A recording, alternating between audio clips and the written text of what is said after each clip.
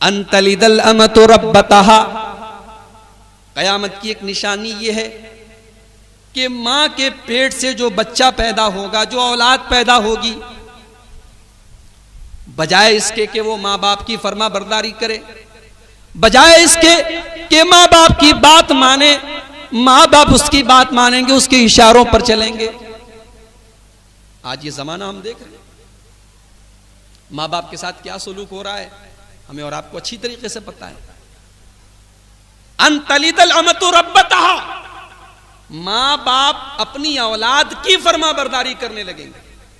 व अंतरल हुफातल उरातल आलत रिआ अश्शाई ततावलून फिल बुनियान, और कयामत की एक निशानी तुम ये भी देखोगे कि नंगे पैर, नंगे बदन रहने वाले लोग, गंवार लोग, देहाती लोग, जिन्हें रहने का तरीका नहीं मालूम, जो सिविल्ड नहीं, जो मुहज्जब नहीं है, उनको तुम देखोगे ऊंचे ऊंचे मकान बना लेंगे, ऊंची ऊंची बिल्डिंगें बना लेंगे, और अपनी बिल्डिंगों में वो फख्र करेंगे, गुरूर करेंगे, एक दूसरे पर फख्र करेंगे कि देखो मेरे पास कितना ऊंचा मकान।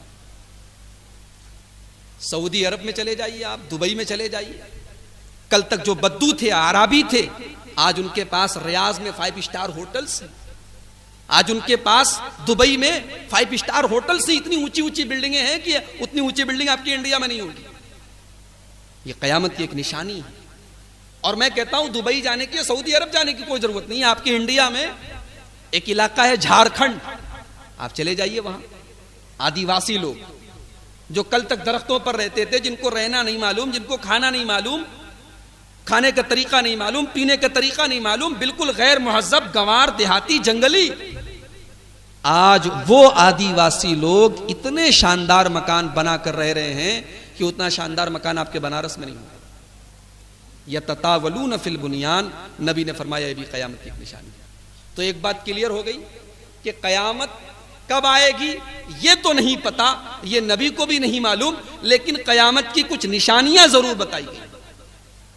अब यहां पर एक उसूली बात याद रखिए, कयामत की निशानियों को उलमा ने 2 कैटेगरी में बांट दिया है, बड़ी निशानियां और छोटी निशानियां। बड़ी निशानियां वो निशानियां हैं कि अगर वो निशानियां जाहिर हो गई तो अब समझो कि बस कयामत आने ही वाली है, और बड़ी निशानियां जब आ जाएंगी तो फिर सुधरने का टाइम नहीं रहेगा।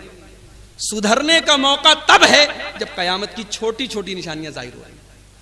अब ये बड़ी बड़ी निशानियां कौन कौन सी हैं, आइए एक हदीस पढ़ के आपको सुनाता हूं। हदीस है मुस्लिम शरीफ की, और हदीस के रावी हैं हजरत हुज़ैफा बिन उसैद अल गिफारी। वो कहते हैं कि एक दिन हम लोग आपस में बहस कर रहे थे, हम लोग आपस में चर्चा कर रहे थे, नतजा कर आपस में हम लोग बहस कर रहे थे, इतने में अल्लाह के रसूल आए। आपने पूछा किस बात पर आप लोग एक दूसरे से बहस कर रहे हैं? रफ़ायदैन के मसले पर, आमीन के मसले पर, तरावी के मसले पर। आज हमारी और आपकी बहस का टॉपिक इसके अलावा कुछ नहीं है। चंद मसाइल को हमने उम्मत की नजात का एक जरिया बना दिया है। स्टेज पर बैठो तो पर्चे भी यही आते हैं कि मौलवी साहब ये चीज कैसी है, ये चीज कैसी है। कोई सवाल ऐसा नहीं है जिसका ताल्लुक आखिरत से हो, जिसका ताल्लुक कयामत से हो। सहाबे किराम आपस में बैठकर बहस कर रहे हैं, उनकी बहस का टॉपिक क्या है? मुस्लिम की अल्फाज हैं, नतजा करो अनिसा, ऐ अल्लाह के रसूल हम कयामत पर बहस कर रहे हैं, हम कयामत का जिक्र कर रहे हैं कि कयामत में क्या होगा। पता ये चला सहाबे किराम जब फुर्सत में होते थे, अपने कारोबार की बातें नहीं करते थे, दुनियादारी की बातें नहीं करते थे, जब आपस में बैठते थे तो उनकी गुफ्तगू का मौजू भी आखिरत हुआ करता था, कयामत हुआ करता था। ऐ अल्लाह के रसूल हम कयामत के बारे में जिक्र कर रहे थे कि कयामत कब आएगी। अब नबी का जवाब सुनिए, इन्नहा लन तकूम, ऐ मेरे सहाबा कयामत नहीं आएगी हत्ता तरौना अशरायात, जब तक तुम 10 बड़ी निशानियां न देख लो, जब तक 10 निशानियां जाहिर ना हो जाएं कयामत नहीं आएगी। अब ये जो 10 निशानियां अल्लाह के नबी बता रहे इस हदीस में मुस्लिम शरीफ की, ये 10 बड़ी बड़ी निशानियां। नंबर 1, दुखान, एक धुआं आएगा कयामत के पहले, पूरी दुनिया में एक धुआं आएगा और इस धुएं में सारे के सारे काफिर मर जाएंगे और सारे मुसलमानों को भी ये धुआं महसूस होगा, लेकिन कोई मुसलमान इस धुएं से मरेगा नहीं, हलाक नहीं होगा, बल्कि उसको महज एक जुकाम की कैफियत होगी, उससे ज्यादा किसी मुसलमान पर इसका असर नहीं होगा। और ये धुआं पूरी दुनिया में होगा और इस धुएं का जिक्र कुरान में भी है। फरतकिब यौम तातिस समाउ बिदुखानी मुबीन, अल्लाह ने सूरह दुखान में फरमाया कि इंतजार करो उस दिन का जब आसमान में एक बहुत बड़ा और खुला हुआ धुआं आएगा। तो ये कयामत की पहली निशानी। वद्दज्जाल, और कयामत की दूसरी निशानी दज्जाल होगा। अब ये दज्जाल कौन होगा, इसकी क्या पहचान होगी, ये कब निकलेगा, ये कैसे मरेगा और इसका क्या क्या फितना होगा, ये एक अलग टॉपिक है, ये बहुत तफसील का टॉपिक है। 2 घंटा तो इसी पर बोला जा सकता है कि दज्जाल कौन होगा, क्या होगा और उसका फितना क्या होगा। वद्दाब्बा, कयामत की तीसरी निशानी ये होगी कि जमीन से एक जानवर निकलेगा जो लोगों से बातें करेगा। वह तुलू शम्स मिन मगरिबिहा, और कयामत की चौथी निशानी सूरज जो हमेशा पूरब से निकलकर पश्चिम में डूबता है, कयामत के वक्त वो पश्चिम से निकलकर पूरब में डूबेगा, पश्चिम से निकलेगा। तुलू शम्स मिन मगरिबिहा, ये कयामत की 5वीं निशानी। नंबर 6, व नुज़ूलु ईसा इब्न मरियम, हजरत ईसा अलैहिस्सलाम जिनको अल्लाह ताला ने जिंदा आसमान पर उठा लिया है, अल्लाह ताला दोबारा उनको दुनिया में भेजेगा। वो दुनिया में आएंगे, वो दज्जाल का खात्मा करेंगे, दज्जाल को कत्ल करेंगे, वो सलीब को तोड़ेंगे और वो सूअर को कत्ल करेंगे। लेकिन वो भी कानून अगर मानेंगे तो जनाब मुहम्मदुर रसूलुल्लाह सल्लल्लाहु अलैहि वसल्लम का मानेंगे। वो भी हमारे नबी की शरीयत के हिसाब से चलेंगे, अपनी नई शरीयत लेकर नहीं आएंगे। वो भी हमारे नबी के उम्मती के पीछे नमाज पढ़ेंगे, खुद इमाम नहीं होंगे। तो हजरत ईसा आएंगे। व याजूज व माजूज, और कयामत की 6ठी निशानी ये है कि याजूज और माजूज 2 खतरनाक कौमें हैं जिनको हजरत जुल्करनैन ने एक पहाड़ के अंदर कैद कर दिया है। पहाड़ के बाहर गेट लगाकर शीशा पिलाई हुई दीवार के जरिए वो कैद हैं। लेकिन कयामत जब करीब होगी तो याजूज और माजूज नाम की ये 2 खतरनाक कौमें बाहर निकलेंगी और दुनिया में आफत और फसाद मचाएंगी। 6 निशानियां हो गई, 7, 8, 9, 3 निशानियां अल्लाह के नबी फरमा रहे हैं कि 3 जगह जमीन धसा दी जाएगी, एक तो मशरिक में, एक मगरिब में और एक अरब में। दुनिया में 3 जगह जमीन में लोग धसा दिए जाएंगे, खस्फ होगा जमीन। 9 निशानियां हो गई। व आखिरु ज़ालिका नारुन तखरुजु मिनल यमन ततरुदुन नास इला महशरिहिम, और कयामत की 10वीं बड़ी निशानी ये होगी कि यमन से एक आग निकलेगी जो लोगों को मैदान महशर की तरफ हाँक कर लेकर जाएगी। ये कयामत की 10 बड़ी बड़ी निशानी। अब आइए, ये तो 10 बड़ी बड़ी निशानी, जब ये निशानियां आ जाए तो सुधरने का टाइम नहीं है। अब मैं छोटी छोटी निशानियां बता रहा हूं, ये निशानियां ज्यादातर आज हम अपनी आंखों से देख रहे हैं, और ये निशानियां जब जाहिर हो रही हैं तो हमारे पास अभी सुधरने का, अपने आप की इस्लाह करने का टाइम है। ये निशानियां क्या है, आइए हम बात शुरू करते हैं। बुखारी शरीफ की एक हदीस है, अल्लाह के नबी फरमाते हैं, उदुद सित्तन बैन यदै साह, कयामत के पहले 6 चीजें गिन लो। 6 चीजें जब हो जाएं तो समझ जाओ कि कयामत आने वाली है। अल्लाह के नबी खुद फरमा रहे हैं, गिन लो, गिनवा रहे हैं अल्लाह के नबी। हालांकि अल्लाह के नबी की आदत नहीं थी कि ऐसे कोई चीज कहे कि गिन लो, लेकिन कयामत का मसला अहम मसला है। अल्लाह के नबी सल्लल्लाहु अलैहि वसल्लम फरमा रहे हैं, शुमार करो, गिनो, काउंट करो। नंबर 1, मौती, जब मैं इस दुनिया से चला जाऊंगा, जब मेरी वफात हो जाएगी, जब मेरा इंतकाल हो जाएगा, तो समझ जाना कि कयामत करीब है। यानी पता ये चला कि अल्लाह के नबी की वफात भी कयामत की एक निशानी है। जिस तरीके से अल्लाह के नबी का इस दुनिया में आना भी कयामत की एक निशानी है। अल्लाह के नबी एक हदीस में फरमाते हैं, वो इस तो आना वस्सातु कहातैन, ऐसे इशारा करके अल्लाह के नबी फरमाते हैं अपनी दोनों उंगलियों को कि मैं और कयामत ऐसे भेजेंगे, ऐसे जैसे ये दोनों उंगलियां आपस में बिल्कुल करीब हैं, ऐसे ही मैं और कयामत बिल्कुल करीब हैं। यानी जब मैं इस दुनिया में आ गया तो समझ जाओ कि अब कयामत बहुत जल्द आने वाली है। इससे ये मालूम हुआ कि अल्लाह के नबी सल्लल्लाहु अलैहि वसल्लम के पहले का जो जमाना था उसके मुकाबले में बाद का जमाना कयामत से बहुत करीब है। तो पहली निशानी मौती, जब मेरी वफात हो जाए, जब मैं इस दुनिया से चला जाऊं, तब समझ जाना कि कयामत बिल्कुल करीब है। नंबर 2, वफतह बैतुल मक़दिस, जब बैतुल मुक़द्दस को फतह कर लिया जाए, जब बैतुल मुक़द्दस मुसलमानों के कब्जे में आ जाए तो समझ जाओ कि कयामत करीब है। आज बैतुल मुक़द्दस यहूदियों के कब्जे में, साहयूनी गुंडों के कब्जे में है, जो हमारी माओ बहनों के साथ फलस्तीन में जुल्म कर रहे हैं।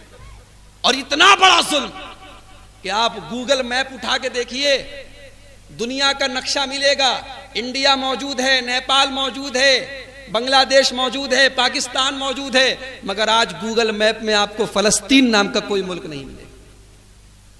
इसको कहते हैं एक तो चोरी ऊपर से सीना चोरी। पहले फलस्तीन में नाजायज तरीके से कब्जा किया और बैतुल मुक़द्दस को हड़पा, और आज फलस्तीन को वो एक मुल्क मानने के लिए तैयार नहीं। ये यहूदियों के कब्जे में गया। ये हमारे और आपकी सुस्ती की वजह से, हमारी और आपकी आपसी लड़ाइयों की वजह से आज हमारा किबला अव्वल यहूदियों के कब्जे में। लेकिन मेरे भाइयों, हजरत उमर फारूक के जमाने में ये किबला मुसलमानों के कब्जे में आया था। पहले ये ईसाइयों के कब्जे में था, और हजरत उमर के जमाने में हजरत अबू उबैदा इब्ने जर्राह की क़ियादत में वो कमांडर थे उस लश्कर के, जिस लश्कर ने बैतुल मुक़द्दस को फतह किया था। और जब बैतुल मुक़द्दस फतह हुआ तो बैतुल मुक़द्दस के जो ईसाई उलमा थे, जो राहिब थे, उन्होंने कहा कि हम बैतुल मुक़द्दस की चाबी आपको नहीं दे सकते, हमारी किताबों में ये लिखा है कि ये चाबी हम मुसलमानों के खलीफा को देंगे, मुसलमानों के अमीर को देंगे। हजरत अबू उबैदा ने लेटर लिखा हजरत उमर फारूक को मदीने में कि आपको यहां आना पड़ेगा, तभी बैतुल मुक़द्दस की चाबी मिलेगी। हजरत उमर, जो लाखों मुरब्बा मील पर फैली हुई इस्लामी सल्तनत के अकेले फरमारवा थे, दुनिया वाले सीखें हुकूमत कैसे की जाती है। हजरत उमर फारूक मदीना से मुल्क शाम के लिए निकले, कोई सामान नहीं लिया, कोई तैयारी नहीं की, एक ऊंट लिया, एक गुलाम को साथ में लिया। हालांकि सरकारी सफर है, कोई पर्सनल सफर नहीं है। और जो कपड़ा पहना, अल्लामा इब्ने कसीर नकल करते हैं कि उस कपड़े में 12-12 छेद थे, 12-12 पैबंद थे, 12-12 जगह उस कपड़े पर पैबंद लगे हुए थे। ये लाखों मील की हुकूमत पर अकेला हुकूमत करने वाला इंसान है, जिसे नबी ने ऐसी ट्रेनिंग दे दी है, जिसको नबी ने ऐसा बना दिया है, अल्लाह वाला बना दिया है, दुनिया से नफरत करने वाला बना दिया है। एक ऊंट पर बैठकर और एक गुलाम को साथ में लेकर मदीना से मुल्क शाम के सफर के लिए निकल पड़े। और वो भी कैसे, ये नहीं कि गुलाम है तो वो पैदल चलेगा, मैं सवारी पर चलूंगा। तय हो गया कि एक मंजिल मैं ऊंट पर, तुम नकेल थामो, तुम पैदल चलो, मैं ऊंट पर, अगली मंजिल में मैं पैदल, तुम ऊंट पर। मिलेगी आज ऐसी मिसाल। आज के हुकूमत करने वाले, आज के दुनिया के मंत्री, दुनिया के मिनिस्टर, दुनिया के वजीर, दुनिया के राष्ट्रपति अपने चार्टर्ड प्लेन के साथ सफर करते हैं। लाखों लाखों रुपए के कपड़े आज पहने जाते हैं नुमाइश के लिए, जाती शो के लिए। आज की दुनिया के लोगों को, आज की दुनिया के हुक्मरानों को सीखना चाहिए हुकूमत का ये अंदाज। नबी ने बस एक सबक दिया था, सय्यदुल कौम खादिमुहुम, कौम का लीडर, कौम का रहनुमा, कौम का सरदार, कौम पर कुर्सी का रोब जमाने के लिए नहीं होता, वो तो खिदमत करने के लिए होता है, वो तो सेवा करने के लिए होता है। जाओ, ये पैगाम मोहम्मद रसूलुल्लाह ने दिया, और इस पैगाम को अगर सीखा और इसको अप्लाई किया तो सहाबे किराम। मदीना से मुल्क शाम का सफर एक ऊंट पर, और वो भी आधे रास्ते में खलीफे वक्त पैदल चल रहा है और उसका गुलाम ऊंट पर सवार है। और जब बैतुल मुकद्दस करीब आया, अल्लाह अकबर, हजरत उमर की बारी आ गई पैदल चलने की और गुलाम की बारी आ गई ऊंट पर बैठने की। कहा अमीरुल मोमिनीन, मैं अपनी बारी आपको देता हूं, ये अच्छी बात नहीं है। सारे के सारे लोग आपके इंतजार में हैं, वहां गैर मुस्लिम लोग भी हैं, उनके ऊपर क्या असर पड़ेगा कि गुलाम ऊंट पर सवार है और आका नकेल थामे चल रहा है। हजरत उमर बोले नहीं, ये ना इंसाफी मैं नहीं कर सकता, बारी मेरी पैदल चलने की है, तुम्हारी ऊंट पर बैठने की है। हजरत उमर ऊंट की नकेल थामे हुए हैं, गुलाम ऊंट पर बैठा हुआ है। दूर से जब ये दोनों नजर आए, मुसलमानों ने नारे तकबीर की आवाज बुलंद की। मुसलमान इस्तिकबाल के लिए खड़े हैं, ईसाई उलमा इस्तिकबाल के लिए खड़े हैं। हजरत अबू उबैदा आगे बढ़े, हजरत उमर फारूक को गले लगाया, रोने लगे। कहा अमीरुल मोमिनीन, ये क्या हाल बना रखा है आपने। रास्ते में कहीं कहीं बारिश भी हो गई थी, पानी रास्ते में कीचड़ थी। हजरत उमर का कपड़ा भी गंदा हो गया था, उनके कपड़े में कीचड़ भी लगी थी और वो भी ऊंट की नकेल थामे हुए हैं। हजरत अबू उबैदा ने कहा, अल्लाह के अमीरुल मोमिनीन, ये क्या हाल बना रखा है आपने, ये लोग हमारे बारे में क्या कहेंगे। हजरत उमर ने जो जवाब दिया था, वो जवाब आज हमें और आपको याद करना चाहिए। कहा, अबू उबैदा, अल्लाह ने हमको इस्लाम के जरिए इज्जत दी है। हमारी इज्जत हमारे कपड़े से नहीं है, हमारे लिबास से नहीं, हमारी जाहिरी शक्ल से नहीं है। अल्लाह ने हमको इस्लाम के जरिए इज्जत दी है। हम इस्लाम को छोड़कर अगर किसी और चीज के जरिए इज्जत हासिल करना चाहेंगे तो अल्लाह ताला दोबारा हमें जिल्लत में डाल देगा। आज वही हो रहा है। आज हम इस्लाम के जरिए इज्जत नहीं चाहते, आज हम अपनी बिल्डिंगों के जरिए, अपने मकानों के जरिए, अपनी जाती नुमाइश के जरिए, अपनी जर्क बर्क दुनिया की रंगीनी के जरिए हम चाहते हैं कि दुनिया में हम इज्जत पा जाए। मेरे भाइयों, ये इज्जत हम कभी नहीं पा सकते। इज्जत अगर पानी है तो इस्लाम के जरिए इज्जत पाओ। बैतुल मुकद्दस फतह हो गया, हजरत उमर को चाबी मिल गई, बैतुल मुकद्दस खोला गया और सैकड़ों साल के बाद बैतुल मुकद्दस में एक अल्लाह की इबादत की गई और हजरत उमर ने सहाबे किराम को नमाज पढ़ा। तो ये कयामत की दूसरी निशानी, फतह बैतुल मक़दिस। कयामत की तीसरी निशानी, वमूतानुन याखुज़ु फीकुम कक़वासिल गनम। एक ऐसी बीमारी आएगी जो सारे के सारे लोगों को मार डालेगी।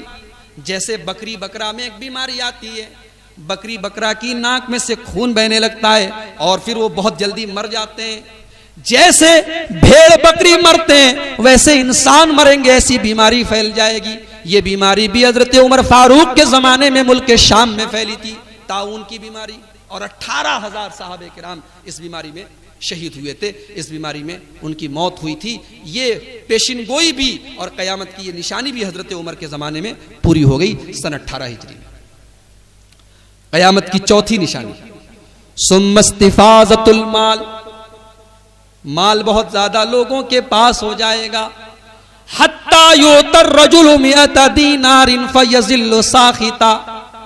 इतना पैसा लोगों के पास हो जाएगा, इतनी दौलत लोगों के पास हो जाएगी कि 100 दीनार दिया जाएगा तो भी लोग नाराज रहेंगे। कितना कम दे रहे, 100 दीनार दे रहे।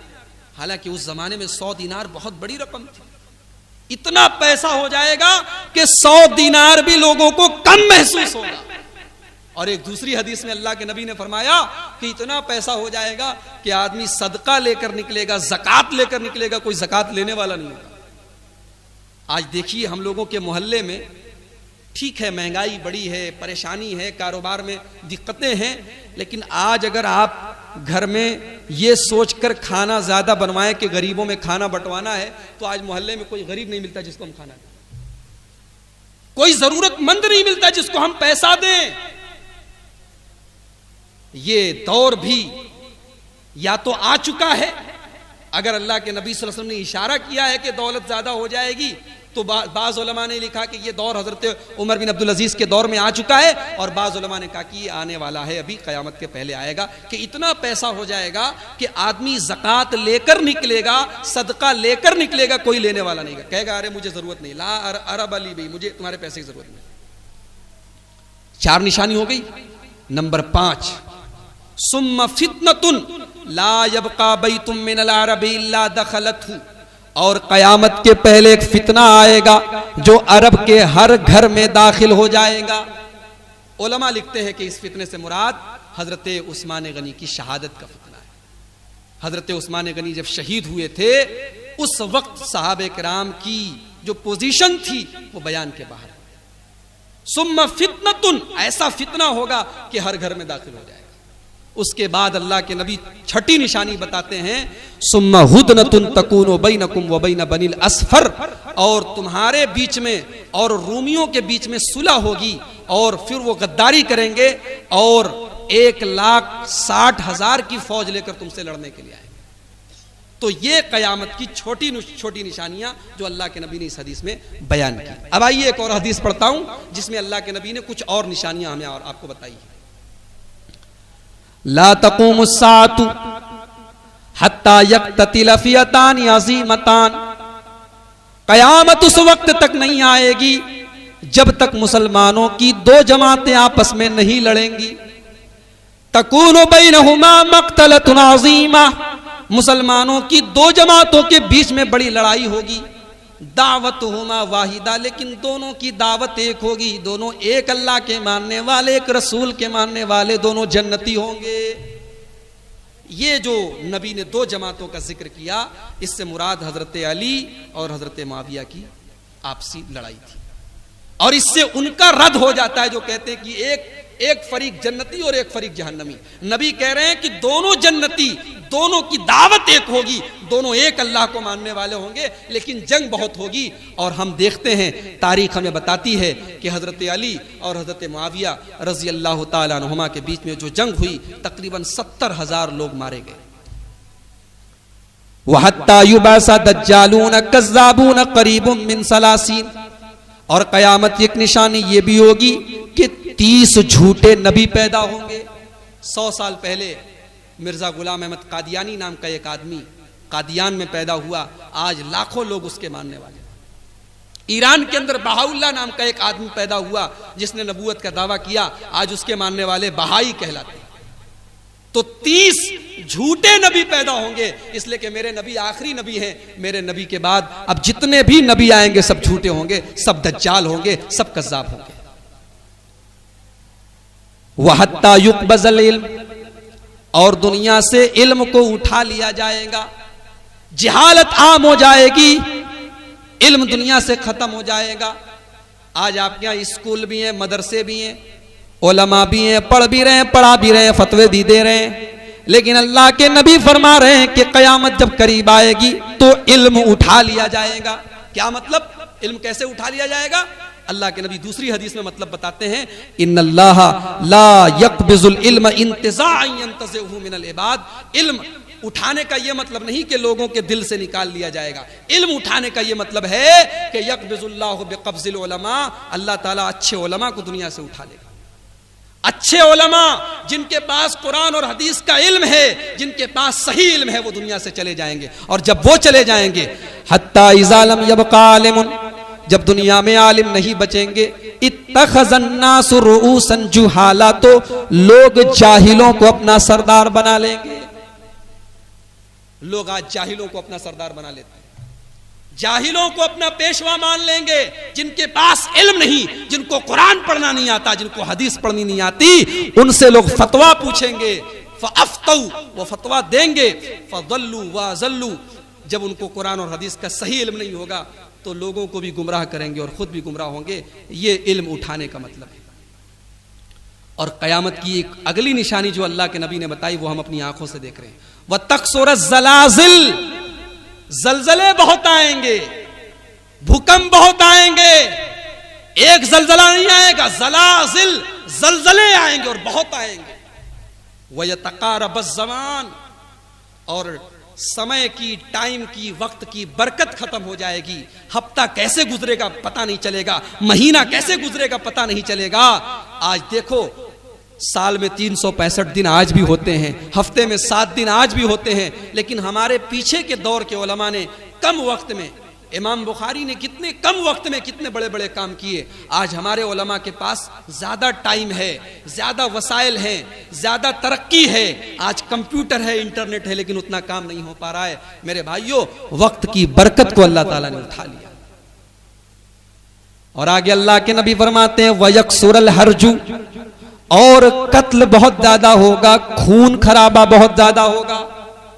कोई दिन का पेपर उठा के देखो, कोई दिन का पेपर, किसी भी दिन का पेपर उठा के देखो, क्या किसी दिन का पेपर इस खबर से खाली रहता है कि आज फला ने फला को मारा, फला ने फला को गोली मारी, फला ने फला का गला दबाया, फला ने, इतनी हत्याएं हो रही हैं, इतना कत्ल हो रहा है। अल्लाह के नबी फरमा रहे हैं कि खून खराबा बहुत ज्यादा होगा। वहत्ता यमुर्र रजुल बिक़ब्रिर रजुल फयक़ूलु या लैतनी मकाना, और जमाना इतना खराब हो जाएगा, लोग इतने खराब हो जाएंगे कि एक नेक आदमी जब कब्रिस्तान से गुजरेगा, जब किसी की कब्र के पास से गुजरेगा, वो कहेगा या लैतनी मकाना, काश इस कब्र में मैं होता, काश मैं भी कब्र में चला गया होता, काश मैं दुनिया में मौजूद न होता। कयामत की एक निशानी अल्लाह के नबी ने यह भी बताई कि म्यूजिक और गाने बहुत ज्यादा सुने जाएंगे। लयशरबन्न मिन उम्मती उनासुन अल खम्रा व युसम्मूनहा बिगैर इस्मिहा। इब्ने माजा की सही हदीस है, अल्लाह के नबी फरमाते हैं मेरी उम्मत के कुछ लोग शराब पिएंगे, बहुत ज्यादा शराब पिएंगे और शराब का नाम बदल देंगे। मेरे नौजवान साथी अगर सुन रहे हो, आज शराब का चलन हमारी सोसाइटी में भी बढ़ रहा है, बहुत तेजी से नौजवान शराब पी रहा है। लयशरबन्ना नासुम मिन उम्मती, मेरी उम्मत के लोग शराब पीने लगेंगे। व युज़फ़ु अला रुऊसिहिम बिल मआज़िफ़ वल मुग़न्नियात। मैं कुर्बान जाऊं अपने नबी के अल्फाज पर, ऐसा लगता है कि अल्लाह के नबी आज के जमाने को अपने सामने रखकर यह हदीस बयान कर रहे हैं। कह रहे हैं कि लोगों के सर के ऊपर, लोगों के सर के ऊपर नाचने गाने के आलात, म्यूजिक इंस्ट्रूमेंट्स, म्यूजिक के आलात और नाचने गाने वाली औरतें घूमेंगी। गोया मेरे नबी इशारा कर रहे हैं हेडफोन की तरफ, मेरे नबी इशारा कर रहे हैं ईयरफोन की तरफ। आज हमारा नौजवान पावर लूम चला रहा है, ईयरफोन लगा हुआ है, बाइक पे जा रहा है, ईयरफोन लगा हुआ है, रास्ते में चल रहा है, ईयरफोन लगा हुआ है। नबी की इस हदीस को अपने सामने रखो और आज हमारे नौजवानों की हालत देखो। मेरे भाइयों, 110% अल्लाह के नबी जो बात कह रहे हैं वो आज अपनी आंखों से देख रहे हैं। लोगों के सरों के ऊपर नाचने गाने के आलात बजाए जाएंगे। जब ऐसा हो जाए तो अल्लाह के नबी फरमाते हैं यक्सिफुल्लाहु बिहिम, अल्लाह लोगों को जमीन में धंसा देगा। जलजला आता है तो लोग अपने घर छोड़ के मैदान में चले जाते हैं, और जब मैदान में जमीन फट जाए तब, जमीन में धंसा दिया जाए तब, जमीन में धंसा दिए जाएंगे। वयजअलुल्लाहु मिनहुमुल क़िरदत वल खनाज़ीर, और लोगों की शक्लें बंदर और सूअर जैसी अल्लाह ताला कर देगा, लोगों की शक्लें बदल देगा। कयामत की एक निशानी अल्लाह के नबी बताते हैं वयज़हरुर रिबा, सूद बहुत ज्यादा खाया जाएगा, ब्याज बहुत ज्यादा खाई जाएगी। और बुखारी शरीफ की एक हदीस में अल्लाह के नबी फरमाते हैं लयातियन्ना अलन्नासी ज़मानुन ला युबालिल मरउ मिन ऐना अख़ज़ल माल अमिन हलालिन अमिन हराम। मेरी उम्मत पर एक ऐसा जमाना आएगा, लोग परवाह नहीं करेंगे कि माल कहां से कमा रहे हैं, हलाल तरीके से कि हराम तरीके से। IPL का मैच चल रहा है, 1-1 लाख 2-2 लाख के सट्टे लग रहे हैं। कोई मोहल्ला, कोई गांव, कोई गली, कोई चौराहा नहीं बचा है जहां यह काम ना हो रहा है। और हमारी और आपकी नाक के नीचे हो रहा है, मस्जिदों के नीचे हो रहा है, मदरसों के नीचे हो रहा है। किसी बाप ने रोका अपने बेटे को? आपने किसी को रोका, मना किया? जिस मोहल्ले में, जिस इलाके में इस तरीके की हराम खोरी होगी, वहां अल्लाह का अजाब आने में मेरे भाइयों देर नहीं होगी। यह भी कयामत की एक निशानी है कि माल कहां से आए बस आना चाहिए, हलाल तरीके से आ रहा है कि हराम तरीके से आ रहा है, कोई इसकी परवाह नहीं करेगा। कयामत की एक निशानी का ताल्लुक हमारी माओ बहनों से भी। सिनफान मिन अहलिन नारी लम्मा रहुमा, मेरी उम्मत में 2 तबके ऐसे होंगे जो जहन्नम में जाएंगे और वो अभी नहीं, आखिरी जमाने में आएंगे।